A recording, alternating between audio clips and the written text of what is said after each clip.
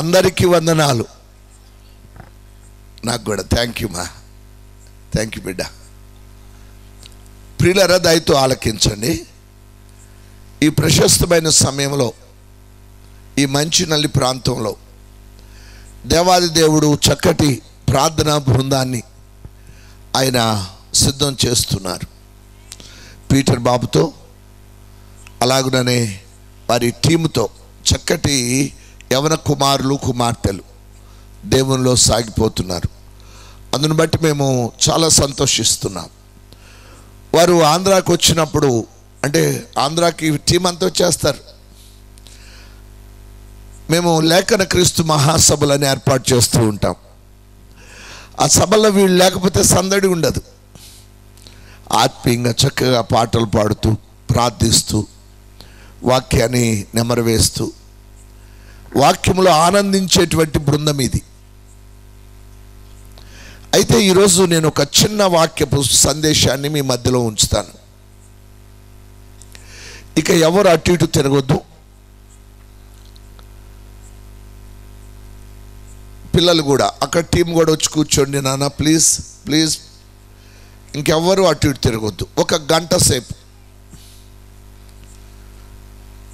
ఇప్పుడు సమయం 9:06 అయ్యింది. ఇది మంచినల్లి బ్లెస్సింగ్ చర్చి వాళ్ళ హోలీ ప్రేయర్ మందిర్ వాళ్ళ సమయం 9:06.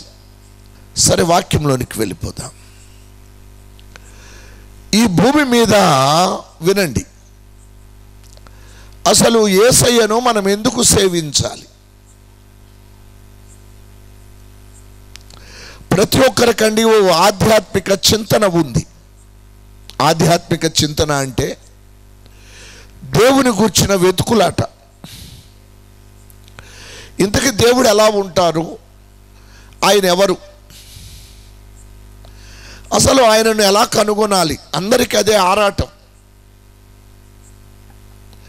మన భారతదేశంలోనైతే, మన దేశం అంటే చాలా మంచి దేశం. మన భారతదేశంలో ఉన్నన్ని దేవుళ్ళు ఇంకా ఏ దేశంలో లేరు. మంచి దేశం అని ఎందుకు అంటున్నానో కారణం చెప్పాలి. బాబు, ఎంతమంది దేవుళ్ళు అని చెప్పుకుంటే మంచి దేశం అంటావేంటి, నీకేమైనా మతిపోయిందా అనుకుంటారు. నిజంగా మంచి దేశం. కారణం ఏంటంటే, మన భారతీయులకున్న ఒక చక్కటి సంస్కృతి ఏమిటంటే, ప్రతి ఒక్కరిని గౌరవిస్తారు. మనిషిని గౌరవిస్తారు, జంతువుని గౌరవిస్తారు, అలాగే నేల ప్రాకే పురుగులను, పాములను గౌరవిస్తారు. ప్రతి ఒక్కరిని గౌరవిస్తారు. అందుకే మనకి 3 దేవతలు ఉన్నాయి. అంటే వారు అందరిలో దేవుణ్ణి చూస్తారు, దైవాన్ని చూస్తారు. మనది లౌకిక రాజ్యం, డెమోక్రసీ కంట్రీ. మనం అందరము స్వతంత్రులము, ఎవరి ఇష్టము వారిది. ఎవరిని ఆరాధించుకోవాలంటే ఆరాధించుకోవచ్చు. నేను మనిషిని దేవుడు అనుకుంటానంటే కాదనడానికి వీళ్ళే. నేను ఒక జంతువుకి దండం పెడతా అంటే కాదనడానికి ఎవరికి వీలులే. అలాంటి ప్రజాస్వామ్య ప్రభుత్వము దేశము మనది. అందుకే మన దేశం చాలా మంచి దేశం అన్నాను. కారణం ఏంటంటే,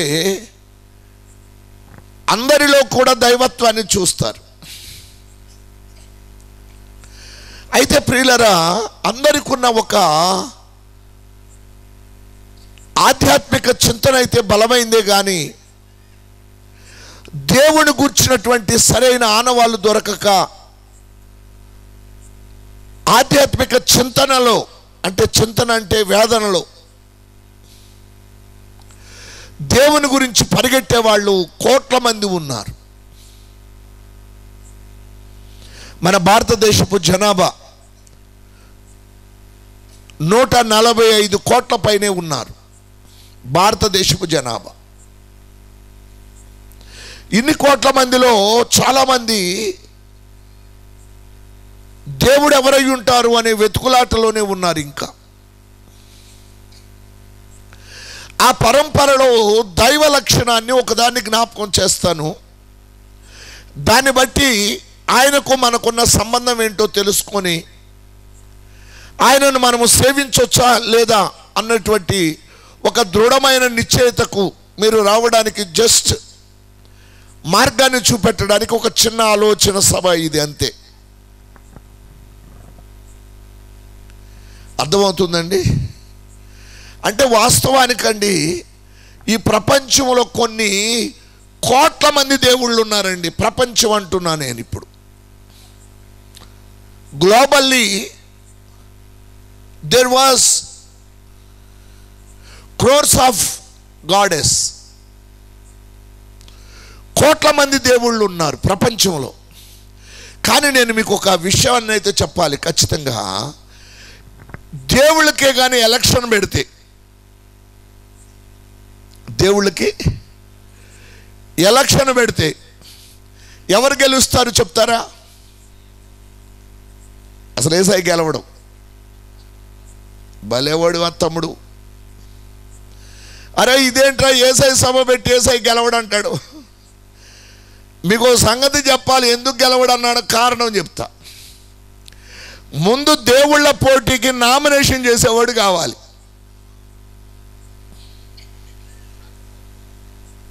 దేవుళ్ళ పోటీకి నామినేటెడ్ పర్సన్స్ కావాలి. బాబు దేవుళ్ళారా, స్వాములని చెప్పుకుంటున్న పెద్దలారా, మీరే కానీ దేవుళ్ళైతే just come and nominate the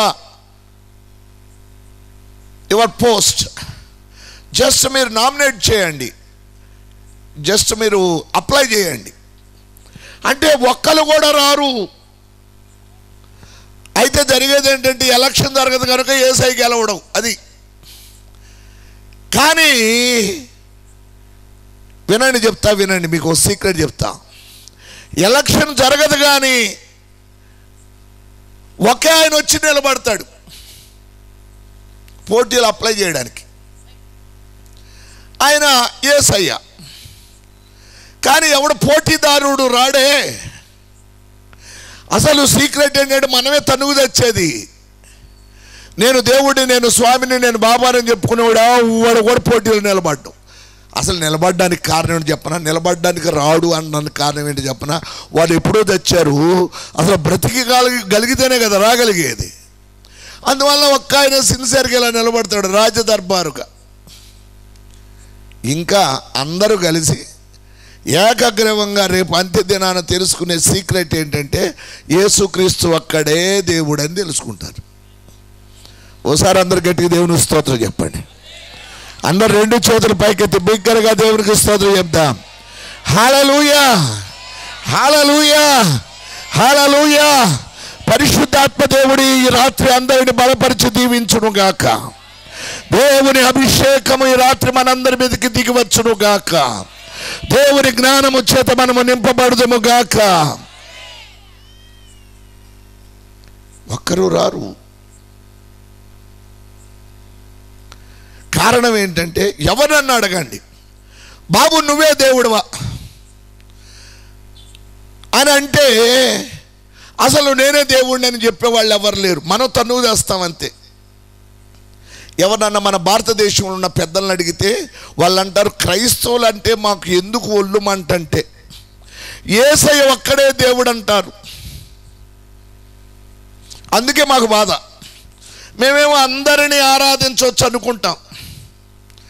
మేమేమో అందరినీ, మీకు ఇందాక నేను అన్నాను మన భారతదేశం ఎంత మంచిదంటే అందరినీ గౌరవిస్తారు. మేమేమో మీ క్రైస్తవులు పెట్టిన పలహారం తింటాం, మీరేమో మేము పెట్టేది ఏది తినరు. అందుకే మీరంటే మాకు ఒళ్ళుమంట అంటారు బ్రదర్స్. అంతేగాని వాళ్ళలో ఏ తప్పు వెతకొద్దు మీరు. అర్థమవుతుందా? వాళ్ళు ఇచ్చే స్టేట్మెంట్ ఏంటంటే క్రైస్తవులు అంటే వాళ్ళకు ఒళ్ళుమంట ఏంటంటే యేసయ్య ఒక్కడే దేవుడు అంటారు, అది మాకు బాధ అంటారు. అసలు ఈ గొడవ వచ్చింది దేవుళ్ళతో దేవుళ్ళ మధ్య కాదు, మనుషులు మన మధ్య వచ్చింది గొడవ. ఎవరన్నా వచ్చి నేనే దేవుడిని చెప్పగలిగిన వాళ్ళు ఎవరన్నా ఉన్నారా ఈ విశ్వంలో అంటే ఎవరు లేరుమా, ఎవరు లేరు. There is no one like Jesus. అందరు గట్టిగా దేవుని స్తోత్రం చెప్పండి, హల్లెలూయా. అందరు చెప్పాలి హల్లెలూయా, హల్లెలూయా. దేవుడు నేనే అని చెప్పిన వాడు ఒక్కడే ఒక్కడు. భూదిగంత నివాసులారా నా వైపు చూసి రక్షణ పొందండి, దేవుడను నేనే, మరి ఏ దేవుడును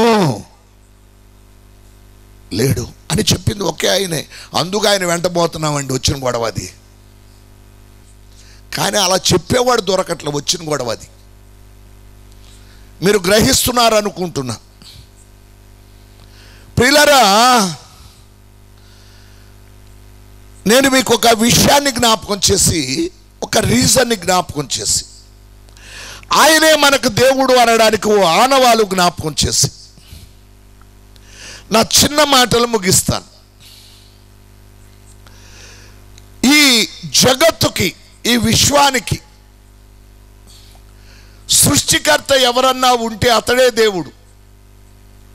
ఈ విశ్వపు నిర్మాణకుడు, సృష్టికర్త, creator of this world. Not only this world, this universe.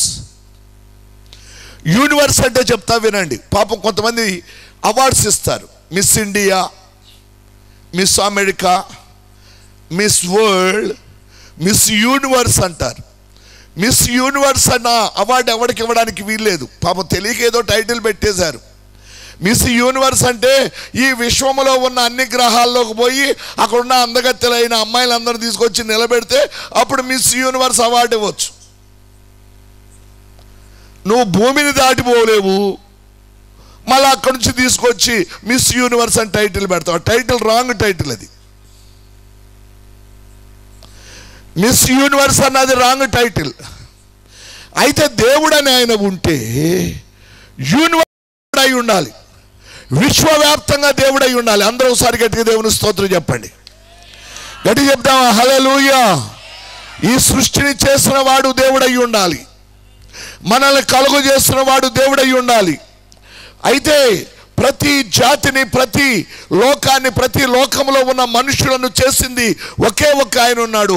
ఆ సంగతులన్నీ చెప్పబడిన ఏకైక గ్రంథము, పరిశుద్ధ గ్రంథము, బైబిల్ గ్రంథం మాత్రమే. ఇంకా ఎందులో కూడా దేవుని గురించిన ఆనవాలు లేదు. అయితే ఉన్నాయి సూచాయిగా.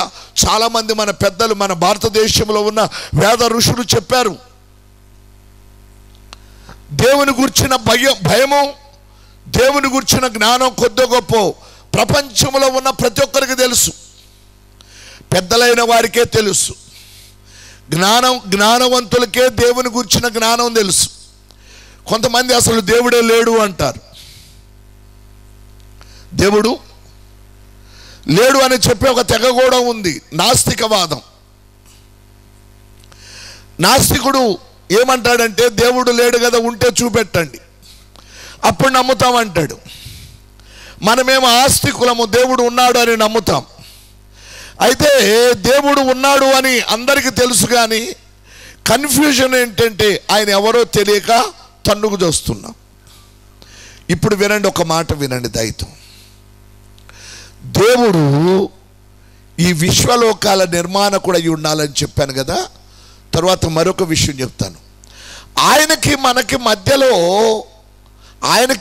మధ్యలో ఏదో అసలు తెగిపోని బంధం ఉండాలి. హలో, ఆయనకు మనకు మధ్యలో ఏదో విడదీయలేని బంధం ఉండాలి.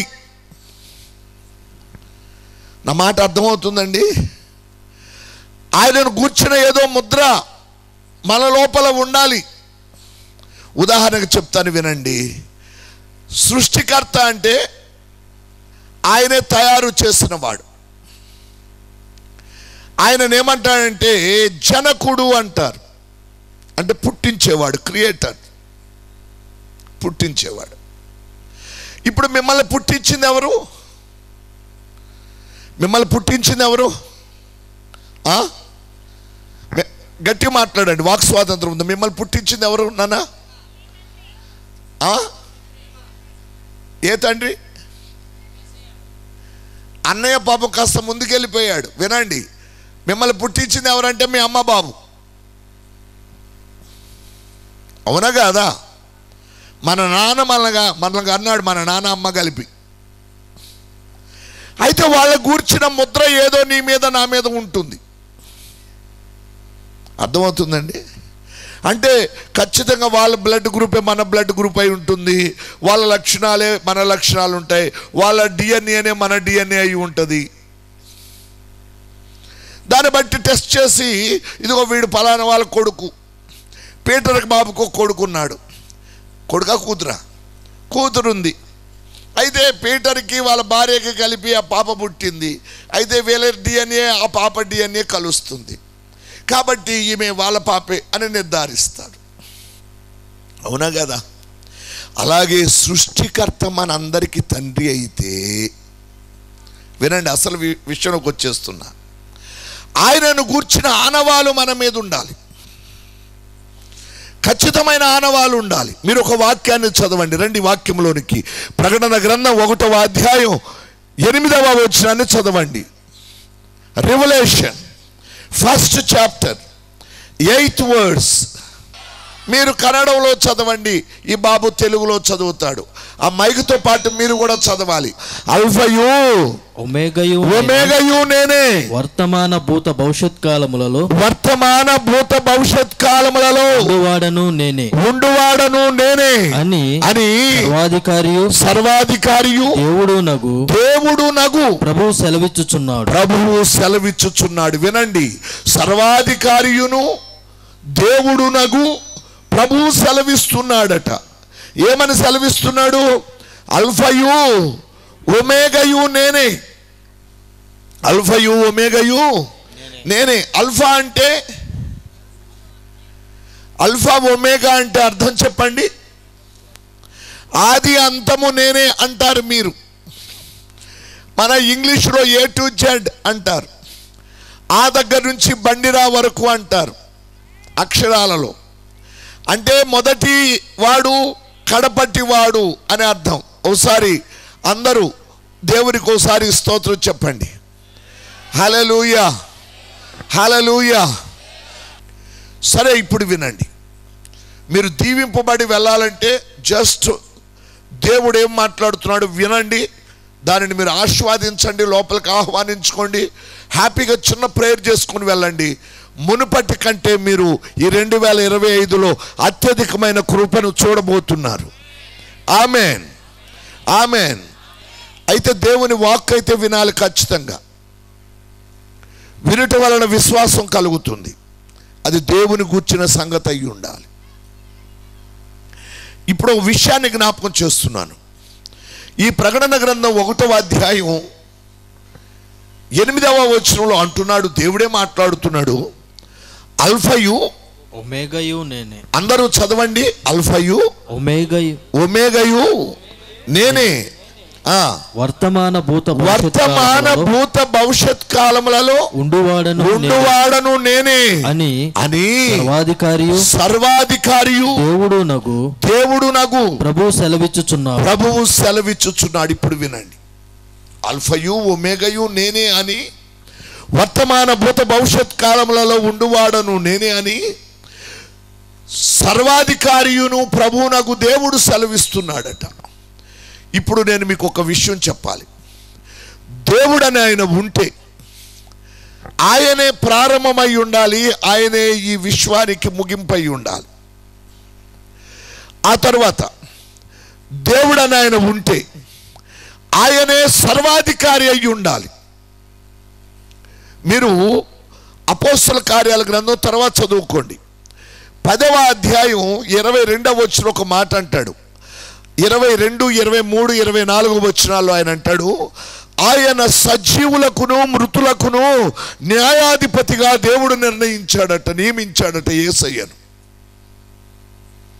దేవుడని ఆయన ఉంటే మృతులకు సజీవులకు ఆయన మాత్రమే న్యాయాధిపతి. అంటే మనం బ్రతికున్న వాడిని హింసించగలుగుతాం కదండి, బ్రతికుంటే శోధించగలుగుతాం. అదే చచ్చినోడిని మీరు ఎవరన్నా శోధించగలరా? హలో, ఏమా చచ్చిపోయినవాడిని గిల్లి గిచ్చి మాట్లాడించగలరా? అలా చేయగలిగిన వాడే దేవుడు. స్తోత్రం.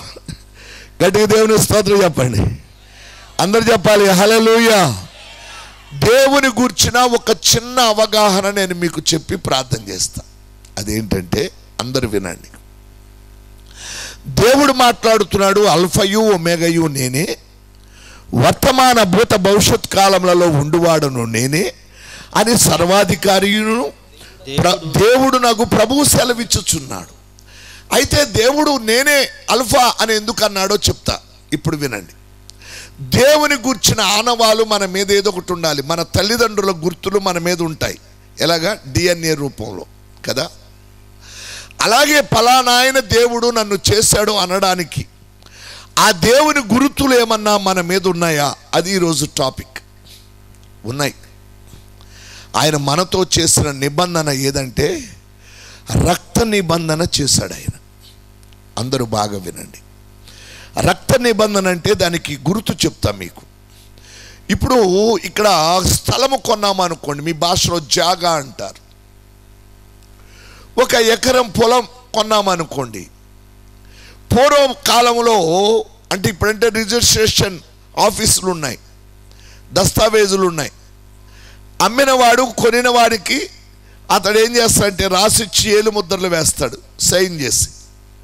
ఇదివరకు ఇవేమీ లేనప్పుడు ఏం చేసేవాళ్ళంటే, నేను నా భూమిని ఎవరికైనా అమ్మాను అనుకోండి, పూర్వకాలంలోకి వెళ్ళండి. అప్పుడు ఏం చేసేవాళ్ళంటే, నేను పీటర్ బాబుకి అమ్మాను. అమ్మిన తర్వాత అతని దగ్గర నుంచి కొంత సొమ్ము తీసుకున్నా. ఆ సొమ్ముని తీసుకున్నాను కదా, మరి దానికి గుర్తేంటి? డబ్బు తీసుకున్నానని ఒక 10 మందితో పంచాయతీ పెట్టించాను అనుకోండి. వినండి. ఆ 10 మంది చచ్చారనుకోండి, అతను డబ్బులు ఇచ్చాడు అని చెప్పడానికి సాక్షులు లేరు. అప్పుడు మరి ఎలాగా? అందుకని ఏం చేసేవాళ్ళంటే, మనుషులు కాదు సాక్ష్యం. ఆ టైంలో ఒక తన కలిగిన ఆస్తిలో దాని విలువను బట్టి, ఉదాహరణకి ఒక 10 ఎకరాలు, దానిని నాకు డబ్బు ఇచ్చి కొనుక్కున్నాడు పీటర్ బాబు. మరి నేను అతనికి ఏదన్నా గుర్తు ఇవ్వాలి, నేను అమ్మాను అనడానికి. అప్పుడు ఏం చేసేవాళ్ళంటే, అమ్మిన వాడి యొక్క స్తోమత కొలది, అంటే నేను అమ్మాను, అమ్ముతున్నప్పుడు ఏం చేస్తానంటే, అమ్మినవాడు ఏం చేస్తాడంటే, ఒక ఎద్దును కానీ, ఒక గొర్రెను కానీ, ఒక మేకను కానీ వధించి, తలను వధించి, దానిని మొండానిని ఒకవైపు పెట్టి, తలను ఒకవైపు పెట్టి, మధ్యలో రక్తం ఉంటుంది. ఈ రక్తాన్ని దాటుతూ ఈ భూమిని నేను రక్తపు సాక్షిగా నీకు ఇస్తున్నానని దాటిపోతారు. చిన్న జాగా అనుకోండి, మనకుంది తక్కువైతే ఏ కోడినో, స్తోమత కొలది, మన కెపాసిటీ కొలది. అదే గొర్రెను ఇవ్వగలిగితే గొర్రెను వధించి దాన్ని దాటిపోతారు. అప్పుడు నేను అతనికి ఇది అమ్మేసినట్టే, ఇంకా ఆ నిబంధనను నేను తొలగిపోకూడదు. ఇప్పుడు వినండి, అసలు సీక్రెట్ చెప్తాను. దేవాది దేవుడు అదే రీతిగా ఇప్పటికి 2024 సంవత్సరాల క్రితం ఆయన నిన్ను నన్ను కొన్నాడు అని చెప్పడానికి గుర్తుగా ఆయన ఏం చేశాడు అంటే, మన మధ్యలో ఒక నిబంధన చేశాడు. అది రక్త నిబంధన. నేను నిన్ను రక్షిస్తాను, నీవు నా రాజ్యానికి వారసుడివి, నా యొక్క సమస్తము నీదే అని చెప్పడానికి ఆయన ఏం చేశాడంటే, తన కుమారుణ్ణి ఈ భూమి మీదకి పంపించి, తన కుమారుని సిలువ వేసి, ఆ సిలువ రక్తము ద్వారా నీతో నాతో నిబంధన చేశాడు ఆయన. అందరూ చప్పలు కొట్టేసారి దేవునికి స్తోత్రం చెప్దామా? హల్లెలూయా, హల్లెలూయా. మీకు ఆనవాళ్ళు కావాలంటారా? ఓసారి వాక్యంలోనికి రండి. ఆదికాండం 15వ అధ్యాయం 8వ వచనాన్ని చదవండి. మన పితరుడైన అబ్రహాముతో దేవుడు అలాగే నిబంధన చేశాడు. ఆదికాండం 15వ అధ్యాయం 8వ వచనం 7వ వచనం నుంచి చదవండి, మీకు అర్థమవుతుంది వాక్యం. మరియు ఆయన నీవు ఈ దేశమును స్వతంత్రించుకొనున్నట్లు దేవుడు మాట్లాడుతున్నాడు అబ్రహాముతో. అబ్రహామా, ఇప్పుడు దేవుడు చదవండి. నీవు ఈ దేశమును స్వతంత్రించుకొనున్నట్లు, నీవు ఈ దేశమును స్వతంత్రించుకొనున్నట్లు, దానిని నేను నీకిచ్చుటకు కల్దీల ఊరు అను పట్టణములో నుండి నిన్ను యువతలకు తీసుకొని వచ్చిన యెహోవాను నేనే అని చెప్పినప్పుడు అతడు ప్రభువైన యెహోవా నేను దీన్ని స్వతంత్రించుకొనేదనని నాకెట్లు తెలియను అంటే అబ్రహాం అడుగుతున్నాడు, నువ్వు ఇచ్చేదాన్ని స్వతంత్రించుకుంటానని నాకు ఎలా తెలుసు? ఈ భూమిని నాకు అమ్మేవని ఆనవాలేంటి? నన్ను రక్షిస్తున్నావని ఆనవాలేంటి? అంటే ఇప్పుడు దేవుడు మాట్లాడుతున్నాడు. చదవండి. ఇప్పుడు ఆయన 3 ఏండ్ల పెయ్యను. అందరు వినండి, దేవుడు అబ్రహాముతో మాట్లాడుతున్నాడు. అబ్రహమా, నీవు 3 ఏండ్ల పెయ్యను, 3 ఏండ్ల మేకను, 3 ఏండ్ల మేకను, 3 ఏండ్ల పొటేలును, 3 ఏండ్ల పొటేలును, ఒక తెల్ల గువ్వను, ఒక పావురపు పిల్లను నా యొద్దకు తెమ్మని అతనితో చెప్పెను. అతడు అవన్నీ తీసుకొని వాటి నడుమునకు ఖండించి దాని ఖండమునకు ఎదురుగా నుంచెను. దేని ఖండమును అంటే దాన్ని ఖండించాడు, అంటే బలర్పించాడు. దేని ఖండానికి ఎదురుగా దాని ఖండాన్ని ఉంచాడు. పక్షులను అతడు ఖండింపలేదు. గ్రద్దలు ఆ కళేబరముల మీద వాలినప్పుడు. ఆగండి. అది మళ్ళీ అక్కడి నుంచి వేరే భాగం, అది వేరే లెసన్. నేను అటువైపు పోయాను అనుకోండి, మీకు తెలియకుండానే రేపు ఈ టైం వరకు చెప్తూనే ఉంటా. మళ్ళీ రేపు ఈ టైం వరకు అని నెమ్మదిగా వచ్చి అంత టైం లాక్కున్నాం అని భయపడద్దు. మీరంటే నాకు చాలా ఇష్టం. నేను కూడా జాలి కలిగిన వాడిని, ఎందుకంటే దేవుని కొడుకును కాబట్టి. దేవుడు కృప కలిగిన వాడు, ఆయన సేవకులు కూడా కృప కలిగిన వాళ్ళు అయి ఉండాలి. అందరూ ఒకసారి గట్టిగా దేవుని స్తోత్రం చెప్పండి. దేవుడు ఉపకారి, సేవకుడు కూడా ఉపకారి. దేవుడు త్యాగం చేస్తాడు, దైవ సేవకులు త్యాగం చేస్తారు. అన్ని దైవ లక్షణాలు ఉండాలి మనకి. ఆయన కొడుకులం కదా మనం. మీకు అర్థమవుతుందని నేను చెప్పేది. కానీ ఇప్పుడు వరకు వినండి, ఇప్పుడు కావలసిన సందేశం అదేంటంటే, 3 ఏండ్ల పెయ్యను, 3 ఏండ్ల గొర్రెను, 3 ఏండ్ల మేకను ఇలా తీసుకొచ్చి వాటిని ఖండించు అన్నాడు. ఎందుకు ఖండించు అన్నాడు? నేను వాటి నడుమ దాటిపోతా, నీకు నాకు అదే నిబంధన. అలాగే ఇప్పటికే 2024 సంవత్సరాల క్రితం దేవుడు తన కుమారుని పంపించి ఆయనను సిలువలో వధించి ఆయన రక్తపు ఆనవాలు చేత నీతో నాతో ప్రమాణం చేశాడు.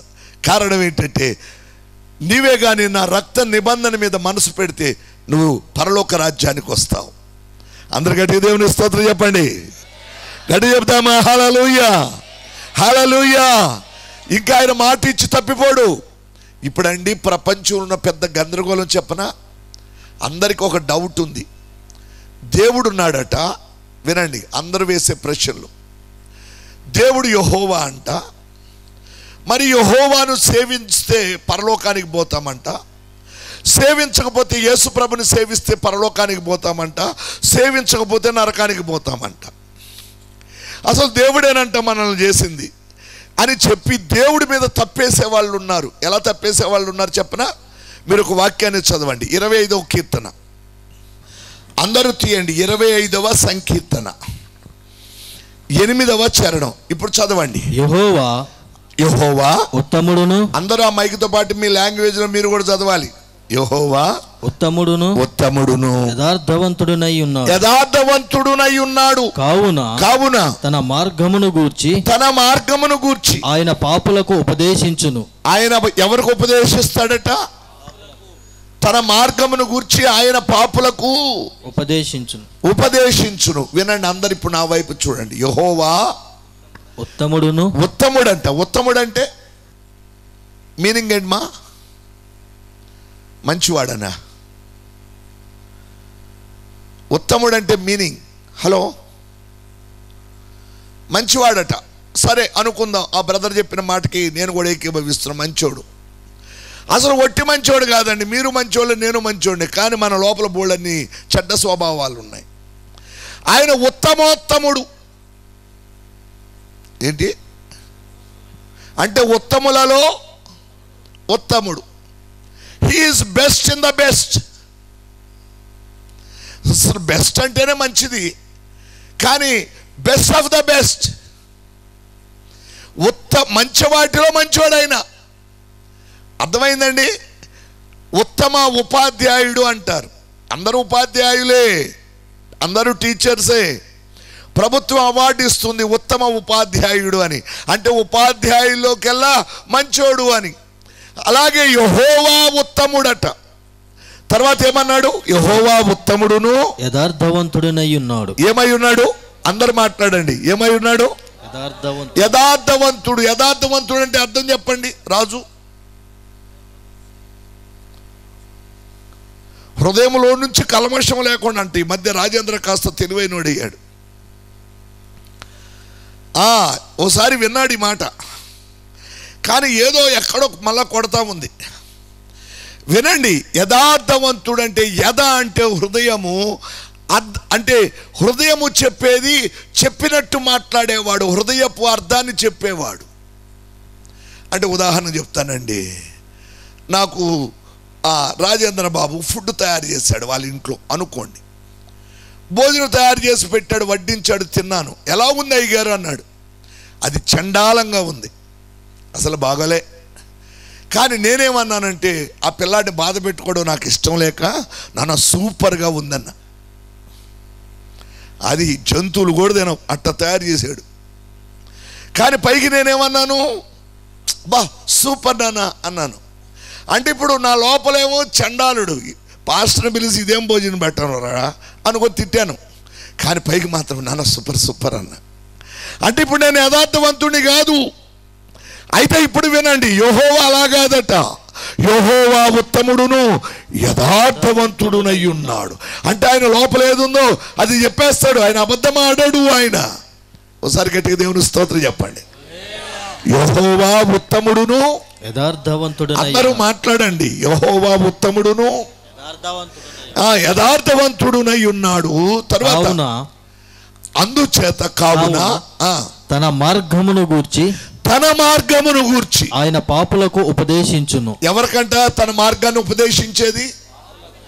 అరే పాపులకు మార్గం ఉపదేశించడం ఏంటండి? అందరు నా వైపు చూడండి. ఇప్పుడు విషయాన్ని చెప్తా. పాపులందరూ అడుగుతున్నారు, ఏమయ్యా మాకు నరకం అంట. పాపులు మేము, ఏ పెద్దయినా మాకు నరకం అంట. అసలు నరకంలో వేయడానికి కారణం ఏంటి? మమ్మల్ని చేసింది ఎవరు? యెహోవా. బాగానుందని నమ్మాం. మరి నరకంలో ఎందుకు వేస్తున్నాడు ఈయన? ఆయన చెప్పిన పని చేయొద్దన్న పని మన తాత చేశాడు. ఎవరైనా? ఆదాం చేశాడు. ఏం చేశాడు ఆదాం తాత? ఆ పండు తినొద్దంటే తిన్నాడు. అయితే అందుకే నరకానికి వేయాలి ఆయన. పెద్దోడైతే నన్ను నేటివేనా? అసలు నాకు తెలియక అడుగుతాను అంటున్నాడు పాపి. ఏమంటున్నాడంటే, నరకంలో మమ్మల్ని ఎందుకు వేస్తున్నాడు? పండు తిన్నందుకు. అసలు అది తింటే చస్తామని చెప్పిన పెద్ద ఆయన, తినొద్దని చెప్పిన పెద్ద ఆయన ఏం చేయాలి? ఆ చెట్టు చేయకుండా ఉండాలి. అసలు తప్పెవరిది? చెట్టు చేసినోడిది. హలో, అసలు తప్పెవరిది? చెట్టు చేసింది నువ్వేగా. మళ్ళీ తీసుకెళ్ళి మమ్మల్ని ఎందుకు వేస్తావు అందులో? ముందు ఎవరిని వేయాలి? వేస్తే నిన్నెయ్యాలి ముందు. చెట్టు చేసింది నువ్వేగా. మళ్ళీ ఏంటయ్యా నువ్వు పెద్ద గొడవ లొల్లి పెడతావు నువ్వు? ఏంటి అసలు ఈ బాధ అంతేంటి? మళ్ళీ మారు మనసు అంటావు, రక్షణ అంటావు. వీళ్ళే పీటర్ ఏమో మీటింగ్లు పెడతాడు. ఆ పీటర్ గాడికి పని లేదు, నీకు పని లేదు. అసలు చెట్టు చేసింది నువ్వు కదా, చెడ్డదైతే ఎందుకు చేసావు అని అడుగుతున్నారు. హలో, అడుగుతున్నారు పెద్దలు, అడుగుతుంది పాపి. వాడు ఇష్టం వచ్చాడు బ్రతకాలి. చేశానంటే నా తండ్రివి కదా, నువ్వు తండ్రి వచ్చి చంపుతావా నువ్వు? అయితే నువ్వు డూప్లికేట్ వాడు అయి ఉంటావు అని అడుగుతున్నారు. అమ్మా నాన్న చంపుతారండి పిల్లల్ని? సృష్టికర్త అయితే మమ్మల్ని చంపుతావా? నరకంలో వేస్తావు, బాండీలో తగలబెడతావు, నూనెలో వేపుతావా? ఏం దేవుడు అయ్యా అని అడుగుతున్నారు పాపులు. అందుకని దేవుడు ఒక నిర్ణయానికి వచ్చాడు. యెహోవా ఉత్తముడును యథార్థవంతుడునై ఉన్నాడు. కావున తన మార్గమును గూర్చి ఆయన పాపులకు ఉపదేశించును. తన మార్గాన్ని పాపులకు ఉపదేశిస్తున్నాడు, టీచ్ చేస్తున్నాడు. ఇప్పుడు అయ్యా సరే చెట్టు చేసింది నేనే, నీ వాదన బట్టి తీసిపోయి నన్నే బాండీలు వేయాలంటావు, నో ప్రాబ్లం. అయితే నేను తండ్రినో కాదో చెప్పడానికి నీకు ఒక ఆనవాలు ఇస్తున్నా. అదేంటంటే నేను నీకు ఒక అవకాశం ఇస్తున్నా, నా మార్గాన్ని తెలియచేస్తున్నా, నా మార్గాన్ని నీకు బోధిస్తున్నా, నా మార్గాన్ని నీకు తెలియచేస్తున్నా. మార్గంలో గుండా వస్తే నువ్వు పరలోకానికి వచ్చేస్తావు. రాయితీ ఇచ్చాడు ఆయన. గట్టిగా దేవుని స్తోత్రం చెప్పండి. గట్టి 2 చేతులు పైకెత్తి హల్లెలూయా. నేను నా మార్గాన్ని చూపెడుతున్నా, అందులోంచి వచ్చేసాయి. తప్పు నాదే అంటున్నావు కాబట్టి నేనే కాస్తంత నీకు వెసలబాటు చేస్తున్నా, కాస్తంత విరుగుడు చెప్తున్నా, సొల్యూషన్ చెప్తున్నా అని తన మార్గాన్ని గురించి ఆయన పాపులకు ఉపదేశించుచున్నాడు. ఆయన మార్గం ఏది? దేవునికి ఒక మార్గం ఉంది. పరలోకానికి చేర్చడానికి దేవుడు నిర్ణయించిన ఓ మార్గం ఉంది. ఆ మార్గము ప్రభువైన యేసుక్రీస్తు. అందరు చప్పట్లు కొట్టి దేవుని కనపరుస్తారా? హల్లెలూయా. గట్టిగా అసలు శబ్దమే రాలే. కాస్త ఎక్కువ తిని వస్తే ఇబ్బంది, ఒళ్ళు కదలదు. మీరు బలవంతులే, ఇంకా గట్టి. అసలు ఇక్కడ సిస్టర్ ఎవరు ఎలా కూర్చుంది? హల్లెలూయా. 2 చేతులతో చప్పలకూడదాం, నోటితో స్తోత్రం చెప్పండి. దేవుడి రాత్రి నిన్ను దర్శించి దీవిస్తున్నాడు. మా దేవుని కృప నిన్ను ఆవరిస్తా ఉంది. చెప్పండి గట్టిగా ఆమేనని. దేవుని సన్నిధి నీకు తోడుగా రాబోతా ఉంది రాత్రి. God is going to anoint everyone. నేనేదో తప్పు చేశాను అంటున్నావుగా, చెట్టు చేసింది నేను అంటున్నావుగా. అసలు ఆ పండు చేయకుండా ఉంటే మేము మా తాత తినేవాడు కాదంటున్నావుగా. రైట్. అయితే నేనే నీకు ఒక మార్గాన్ని చూపెడుతున్నా. ఆ మార్గం ఏంటంటే, ఇన్నాళ్ళు మనం గొడవ పడుతున్నాం. గొడవద్దు, నేను నరకం లేను, నువ్వేమి ఆడవద్దు. అయితే నువ్వు నరకం నుంచి తప్పించుకోవడానికి ఒక మార్గాన్ని బోధిస్తున్నాను నీకు. ఆ మార్గం ఏదంటే, నా కుమారుడైన క్రీస్తుని పంపిస్తున్న భూమి మీదకి. ఆయన నీ కొరకు సిలువలో చనిపోతాడు. నీకు నాకు మధ్యలో రక్త నిబంధన జరుగుతుంది. అయితే నువ్వు ఆయన గుండా వస్తే పరలోకానికి వచ్చేస్తావు, లేకపోతే నరకానికి పోతావు. నేను న్యాయవంతుడని రుజువు చేసుకుంటున్నా అని దేవుడు మనకు ఒక ఛాన్స్ ఇచ్చాడు. అందుకే అంటాడు ఆయన, రండి మన వివాదము తీర్చుకుందాము. రండి మన వివాదం తీర్చుకుందాం. ఎందుకయ్యా గొడవ పడతాం? రా రా రా రా. ఎన్నాళ్ళు మీరు 2 తలంపుల మధ్య ఉంటారు? రండి, ప్లీజ్ కమ్, మన వివాదం తీర్చుకుందాం రండి అని ఆయన తన మార్గాన్ని బోధిస్తున్నాడు. ఇప్పుడు ఆయన తన మార్గాన్ని బోధిస్తూ తన కుమారుడైన క్రీస్తు ప్రభు వారిని లోకానికి పంపించారు. అందుకే యేసయ్య కూడా వచ్చి ఏమన్నాడు తెలుసా అండి? భూమి మీదకి వచ్చి వినండి, చెప్తాను. మీరు ఒకసారి రండి వాక్యంలోనికి. యోహాను సువార్త 11వ అధ్యాయం 25వ వచనాన్ని చదవండి. అందుకు యేసు, యోహాను సువార్త 11వ అధ్యాయం 25వ వచనం చదవండి నాన్న, చదవండి. అందుకు యేసు పునరుద్ధానమును జీవమును నేనే, నా యందు విశ్వాసముంచువాడు చనిపోయినను బ్రతుకును, బ్రతికి నా యందు విశ్వాసముంచు ప్రతివాడు ఎన్నటికి చనిపోడు. అందరూ ఒకసారి గట్టిగా దేవుని స్తోత్రం చెప్తారా? హల్లెలూయా. దగ్గరే చెప్పాలి, హల్లెలూయా. పునరుద్ధానమును జీవమును నేనే, నా యందు విశ్వాసముంచు ప్రతివాడును చనిపోయినను బ్రతుకును, బ్రతికిన వాడు మరి అన్నటికి చనిపోడు. ఇప్పుడు వినండి, ఆయనే పునరుద్ధానుడు, ఆయనే జీవం. అయితే ఇందాక నేను ఒక మాట చెప్పాను, ఆయన ఆనవాలు నీ మీద నా మీద ఆయన తన రక్తం ఇచ్చి ప్రాణం ఇచ్చి కొన్నాడు. మా వినండి పిల్లలు,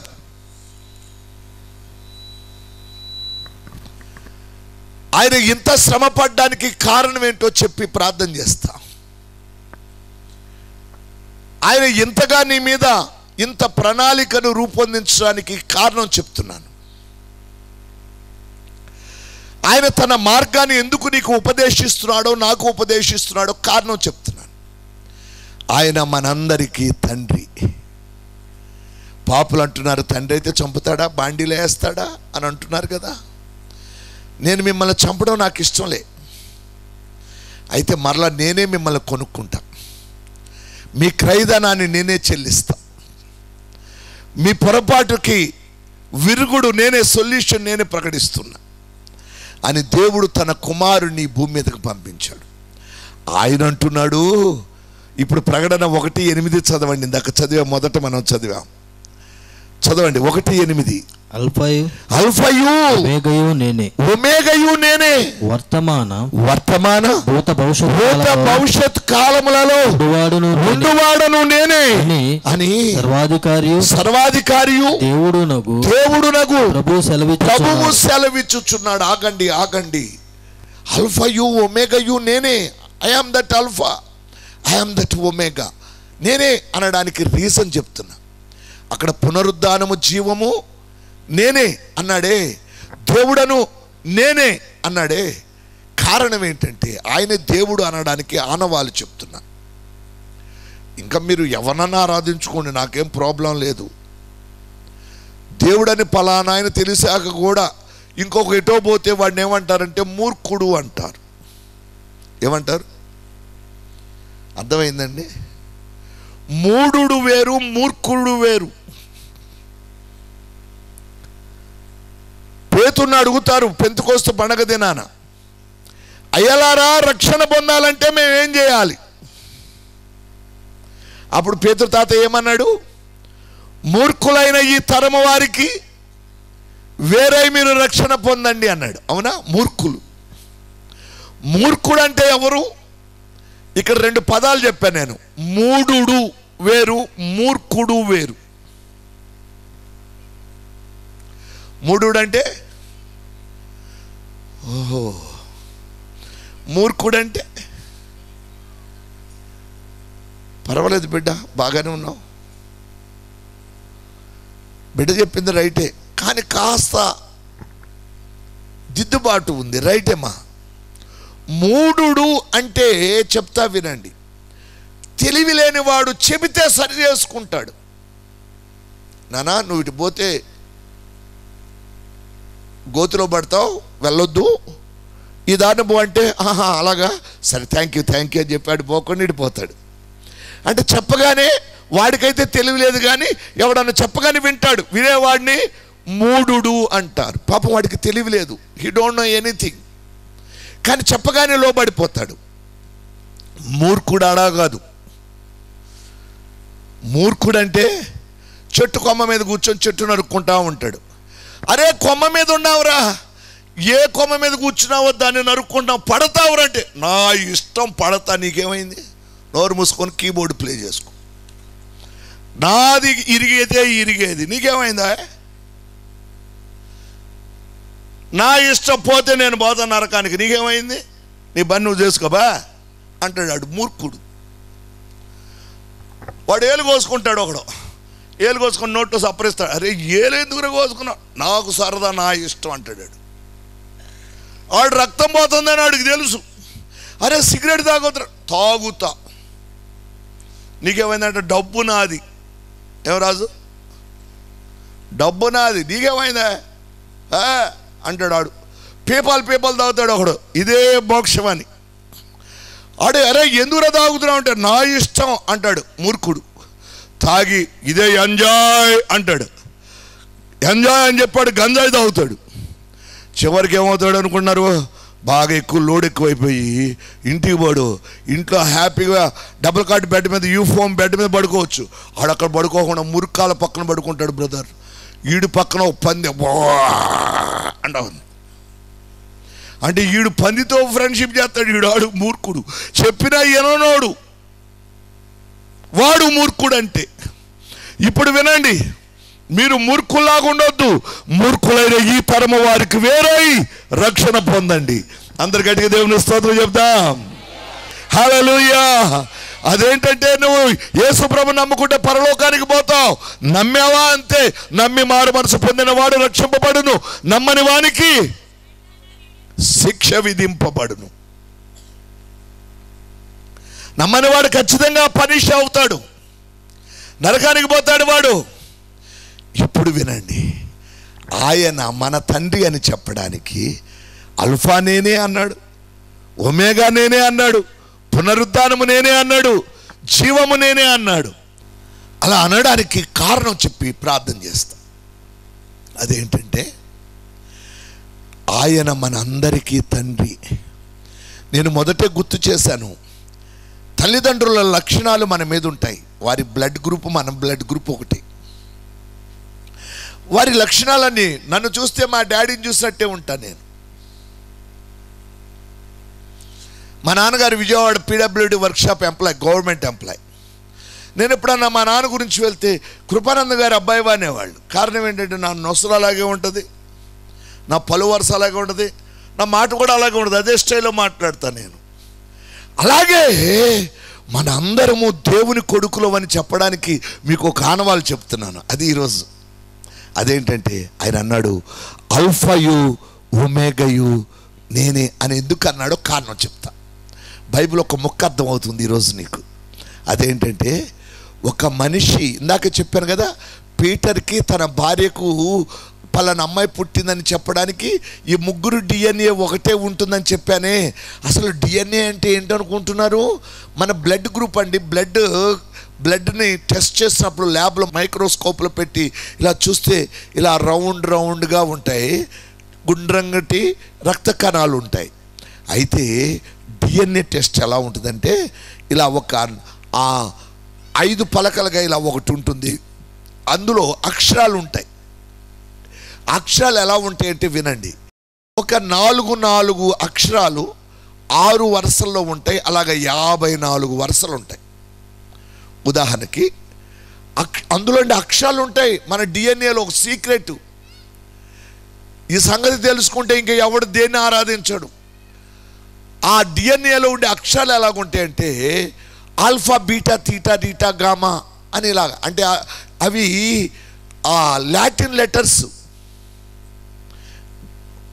గ్రీక్ లెటర్స్. అవి ఆల్ఫా అంటే గ్రీకు భాష ప్రపంచంలో చాలా దేశాలు మాట్లాడతాయి.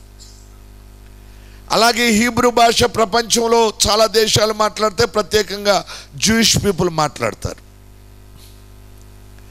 అలాగే కన్నడం కర్ణాటక వాళ్ళు మాట్లాడతారు. మాది ఆంధ్ర, మేమేం మాట్లాడతాం? తెలుగు అనుకుంటారు పాపం అమాయకంగా మీరు. అది తెలుగు అన్నది అది ఒక భాష. ఆంధ్ర వాళ్ళు మాట్లాడేది ఆంధ్రము అంటారు. ఏంటి? తెలుగులో ఆంధ్రం కాదు, ఆంధ్రమే స్పెషల్. అది తెలియదు ఇప్పటికీ. మా వాళ్ళకు కూడా తెలియదు, నీకు తెలియదు. అర్థమైందిమా? తమిళనాడు అన్నారు. ఎందుకన్నారు? They speak Tamil. భాషను బట్టి ఆ ప్రాంతానికి పేరు వస్తుంది. ఆంధ్రప్రదేశ్ అని ఎందుకన్నారంటే ఆంధ్రము అన్న ఒక లాంగ్వేజ్ ఉంది. ఆంధ్రము తెలుగు డిఫరెంట్గా ఉంటాయి. ఆ సున్నితమైనటువంటి భేదం తెలియదు చాలామందికి. ఎలాగో జస్ట్ మీకు ఆనవాళ్ళు చెప్తాను. ఆంధ్రము అలాగుననే సంస్కృతము ఒకే టైప్లో ఉంటాయి. మళ్ళా తెలుగు డిఫరెంట్. ఎలాగ ఊరికే చెప్తా పదాలు. ఆంధ్రములో అన్నము అంటారు భోజనాన్ని. తెలుగు అచ్చు తెలుగు మాట్లాడాలంటే బువ్వ అనాలి. ఏంటి? బువ్వ. మరి బువ్వని ఎవడు మాట్లాడుతున్నాడు? ఆంధ్రములో అన్నము అన్నాం. మళ్ళా ఆంధ్రము సంస్కృతము ఒకేలా ఉంటుందని చెప్పాను. ఎలాగో చెప్తాను. సంస్కృతంలో అన్నం పరబ్రహ్మ స్వరూపం అంటారు. అన్నం పరబ్రహ్మ అంటే సంస్కృతంలో కూడా అన్నమే అంటారు. అలా కొన్ని పదాలు కలుస్తాయి. సరే, ఇప్పుడు ఆ భాష గురించి నాకెందుకు, కానీ ప్రస్తుతం నాకు అది అప్రస్తుతం, ఆ అంశం కాదు. కానీ విషయం అయితే చెప్తాను. అలాగే గ్రీకు భాషలో ఆల్ఫా బీటా తీటా డీటా గామా అనే అక్షరాలు వినండి మన డిఎన్ఏ కోడ్లో ఉంటాయి. ఆ డిఎన్ఏలోనండి ఉదాహరణకి పీటర్ బాబుకి ఆల్ఫా ఉండి ఫస్ట్ తన డిఎన్ఏలో, తర్వాత ఆల్ఫా బీటా తీసేసి తీటా ఉండి మళ్ళీ తర్వాత రీటా తీసేసి గామా ఉందనుకోండి, అంటే మీకు అర్థమయ్యేటట్టు భాషలో చెప్తాను, ఇంగ్లీష్లో చెప్తా. ABCDE అనుకుందాం. పీటర్ బాబుకి ఏ ఉంది, తర్వాత బి లేదు, తర్వాత సి ఉంది, తర్వాత డి లేదు, తర్వాత ఈ ఉంది అనుకోండి లెటర్స్. అంటే ACEG ఉన్నాయి, అంటే ఒక అక్షరం వదిలిపెట్టి ఒక అక్షరం అనుకోండి. వాళ్ళ కూతురుకు కూడా, ఎవరికి, పీటర్ బాబు వాళ్ళ కూతురుకు కూడా వాళ్ళ డిఎన్ఏలో ఏ గ్యాప్ ఇచ్చి బి, సి గ్యాప్ ఇచ్చి, డి వదిలేసి ఈ ఇలా ఉంటాయి. అప్పుడు ఈ అమ్మాయి పీటర్ కూతురే అని నిర్ధారిస్తారు. అసలు సీక్రెట్ ఏంటంటే ఆ alpha beta theta Rita gamma అనే ఆ అక్షరాలు ఆల్ఫా నుంచి ఒమేగా వరకు అవి మన డిఎన్ఏలో ఉండడానికి కారణం ఏంటంటే ఆ అక్షరాలు దేవుడే. I am the Alpha and I am the Omega. You know that? You have my symbols అంటాడు దేవుడు. నా ముద్రలు నీ మీద ఉన్నాయిరా పిచ్చోడా, అమాయకంగా నేను ఎవరిని అంటున్నావు, అరే నువ్వు నా కొడుకువి అంటాడు ఆయన. ఒకసారి గట్టిగా స్తోత్రం చెప్తారా? హల్లెలూయా, హల్లెలూయా. He is our Father. He is our Father. ఇప్పుడు గుర్తర్థమైందా మీ నాన్నగారు ఎవరో? Do you know your forefather? నీ పితరుడు ఎవడో తెలుసా? అసలు నీకు ఆది మూలము తెలుసా? He is our Father. He is our heavenly Father. అందరు రెండు చేతులు పైకెత్తి దేవుని స్తోత్రం చెప్దాం. హల్లెలూయా. అందుకే ఆల్ఫా నేనే ఒమేగా నేనే అన్నాడు ఆయన. నీ మీద ఆయన ముద్రలు ఉన్నాయి. ఇంకా ఆయన ఇంటికి పోతే పో, లేకపోతే పక్కింటోడికి పోతే పో, నీ ఇష్టం. ఏమంటే మీ కొడుకు మీ ఇంటికి వస్తే నా కొడుకు వచ్చాడు అనుకుంటా, నీ కొడుకు పక్క ఇంటి వాళ్ళకి వెళ్ళి మమ్మీ అంటే ఏమంటారు? అరే వీడికి లూజ్ అయింది అంటారు. అంటారా అనరా? నేను తప్పు మాట్లాడుతున్నానా? ఇక్కడ డానీ ఉన్నాడు, వాళ్ళ మదర్ ఉంది ఇక్కడ. డానీ ప్యాడ్స్ ప్లే చేశాడు కొడుకు. మమ్మీ అని వాళ్ళ అమ్మనంటే పర్వాలే, వాళ్ళ డాడీని శ్రీనివాస్ గారిని డాడీ అనుకుంటే వాళ్ళ ఇంటికి పోయాడు. రారా తిను, ఏంటి పొద్దున అనగబోయావు ఇంకా రాలేదు అని అన్నం పెడతారు వాళ్ళు. వీడు ఆలిల్లు వదిలిపెట్టి పక్కింటికి పోయి ఈ మమ్మీ అన్నం పెట్టంటే ఎరా లూజ్ అయిందా, మీళ్ళు అక్కడది పో, శోభ మమ్మీ అమ్మ పోరా మెంటలోడా, మాటికి వచ్చి మమ్మల్ని శోధిస్తావేట తిక్కలోడా పో అంటారు. ఎన్నిసార్లు తిట్టించుకున్నా మనిషికి బుద్ధి రావట్లే. హల్లెలూయా. మీ సొంత నాన్న దగ్గర పోయి నానాను నిన్ను మంచోడు అనుకుంటారు, లేదా నీకు లూజ్ అనుకుంటారు, మెంటల్ అనుకుంటారు. కాబట్టి మీ ఇష్టం, ఎవరిని ఆరాధించుకుంటారో ఆరాధించుకోండి. క్రీస్తు యేసు ఆయన పునరుద్ధానుడు, ఆయనే జీవం. ఆయన మన కొరకే మరణాన్ని గెలిచి లేచాడు, నీ కొరకు నా కొరకు రక్త నిబంధన చేశాడు. క్రీస్తునందు విశ్వాసం ఉంచండి, మీరు మీ ఇంటి వారు రక్షింపబడతారు, నరకం నుంచి తప్పింపబడతారు. దేవుడు మిమ్మల్ని అందరూ దీవించునుగాక. అందరూ లేచి నిలబడదాం, చిన్న ప్రార్థన చేసుకుందాం. హల్లెలూయా, హల్లెలూయా, హల్లెలూయా. తండ్రి మీకు వందనాలయ్యా, మీకు వందనాలు, మీకు వందనాలు, మీకు వందనాలు, మీకు వందనాలు. రెండు చేతులు పైకెత్తి అసలు ప్రక్కవారితో మాట్లాడొద్దు, దేవునితో మాట్లాడండి ప్లీజ్. ఒక నిమిషం దేవునితో మాట్లాడు అంతే. అయ్యా తెలియక, నేను ఎన్నాళ్ళు తెలియక ఎవరినో తండ్రి అనుకున్నానయ్యా. అయ్యా నువ్వు నా తండ్రివి, నీ ముద్రలు నా మీద ఉన్నాయి, నేను మర్చిపోయాను. నాకు ఆ జ్ఞానం లేకుండా దుష్టుడు చేశాడయ్యా, నన్ను క్షమించయ్యా. నాయనా మీరు మాకు తండ్రిగా ఉన్నందుకై మీకు వందనాలు. అందరూ రెండు చేతులు పైకెత్తి ప్రార్థన చేద్దాం. దేవా నీకు వందనాలు. ఇక కొంతమంది చేతులు పైకెత్తలేదు, దిక్కులు చూస్తా ఉన్నావు. అయ్యో ఎంత మాయకురాలు ఉన్నానా తమ్ముడా, ఎంత తెలివి తక్కువవాడివి, తెలియక మీ పరలోకపు తండ్రిని మర్చిపోయి ఎవరినో తండ్రి అంటున్నావు. నీ జ్ఞానం ఏమైంది, నీ బుద్ధి, నీ తెలివితేటలు ఏమయ్యాయి? నీకు తెలుసా నువ్వు చాలా తెలివైన దానివి తమ్ముడు, నీకు తెలుసా నువ్వు చాలా జ్ఞానివి. కానీ కొన్నిసార్లు నీ జ్ఞానాన్ని వదిలిపెట్టేస్తున్నావు. చాలాసార్లు అమాయకంగా ప్రవర్తిస్తున్నావు, మూర్ఖంగా వెళ్ళిపోతున్నావు. నా ఇష్టం చస్తా అంటున్నావు, నా ఇష్టం నరకానికి పోతా అంటున్నావు. ఎంత మూర్ఖుడివి. పేతురు మాట్లాడుతున్నాడు, మూర్ఖులైన ఈ తరము వారికి వేలవండి, సపరేట్ ఫ్రమ్ దెమ్. నువ్వు అప్పుడు రక్షింపబడతావు, లేకపోతే నరకానికి పోవాల్సి వస్తుంది. అందరూ ఒకసారి ప్రభుతో మాట్లాడండి. నీ పరలోకపు తండ్రిని, ప్రభువా ఈరోజు నా కళ్ళు తెరిపించినందుకు వందనాలయ్యా, నన్ను క్షమించు నాయన. ఇన్నాళ్ళు ఎటో ఎటో తిరిగాను, ఇన్నాళ్ళు అజ్ఞానంగా ప్రవర్తించానయ్యా. Please lord, please forgive me. దయతో నన్ను క్షమించండి.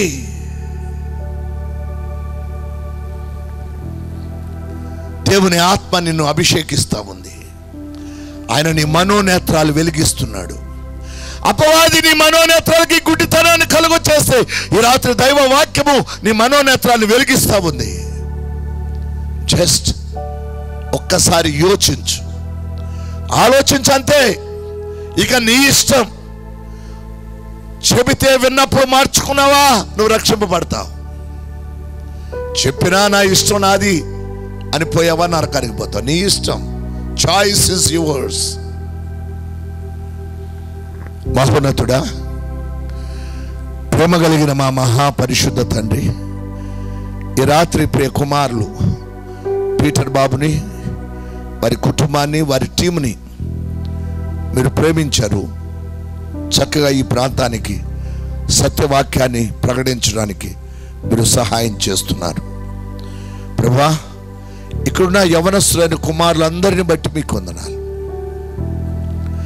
నాయన. బిడ్డలందరినీ మీ యొక్క ఆత్మతో అభిషేకించారు. బిడ్డలకి తెలివైన మార్గాన్ని మీరు తెలియచేశారు అయ్యా. యెహోవా ఉత్తముడు, యథార్థవంతుడు కావున ఆయన తన మార్గమును గూర్చి పాపులకు ఉపదేశించును అని మాటను మీరు మాకు నెరవేరుస్తున్నారయ్యా.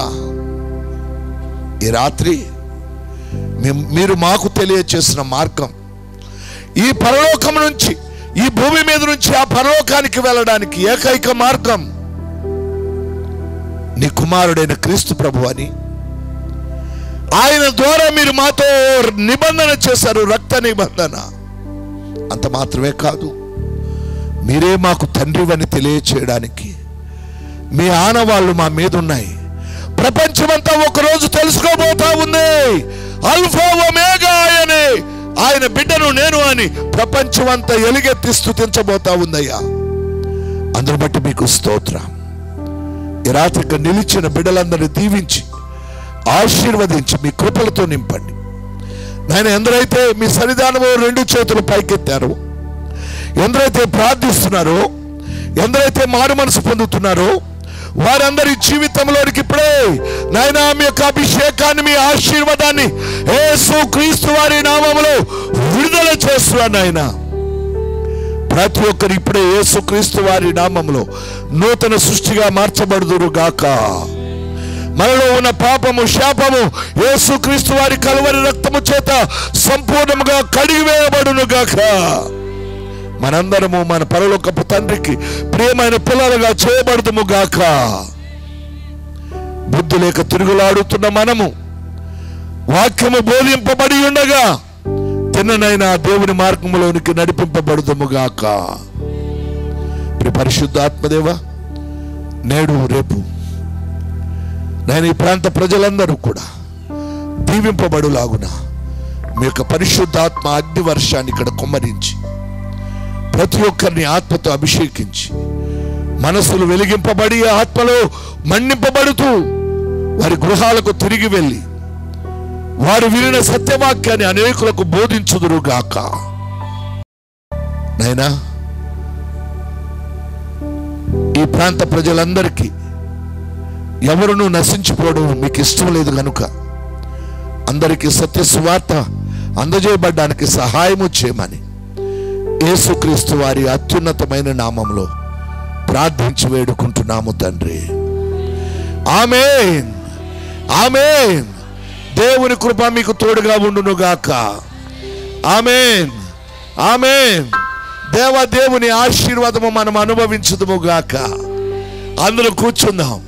దేవునికి స్తోత్రం. హల్లెలూయా.